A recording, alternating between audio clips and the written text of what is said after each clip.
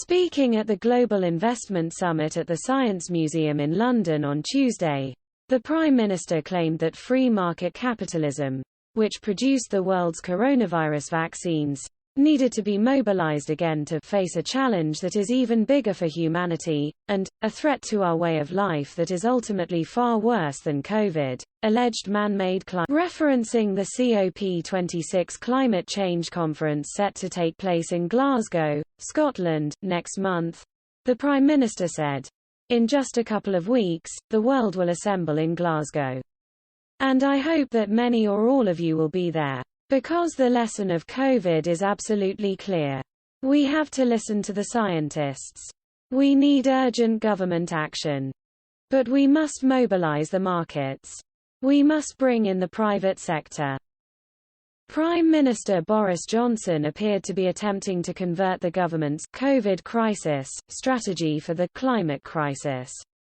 On analogous lines, Claire Fox, Baroness Fox of Buckley, predicted in exclusive comments to Breitbart London that governments would try to rebrand climate change a public health crisis in order to expand their powers, as they had done successfully during the Chinese coronavirus pandemic. Speaking to this publication during the Reform Party conference in Manchester earlier this month, the politically unaffiliated lawmaker, who previously served as a member of European Parliament, MEP, for Nigel Farage's Brexit Party, said, "I think you can expect to see a whole range of issues being dressed up as public health issues, and I've even noticed that climate change has been posed as a public health risk rather than the." Continuing, "I get very anxious, because I think public health legislation will be used quite considerably over a range of issues by the government to simply hold on to the powers they have at the moment.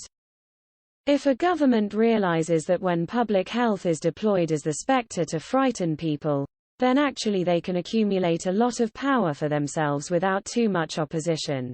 Characterizing himself as the Moses of climate change, Prime Minister Johnson continued that the 10-point plan of his Green Industrial Revolution is the new decalogue that I brought down from Sinai last year, which is today being elaborated in our plan for net zero, to build back greener, and presumably, build back better. The Prime Minister also announced further details on his net zero strategy on Tuesday, including pledging billions of pounds in investment to green technologies, and helping people with their boiler upgrades to environmentally friendly heat pumps.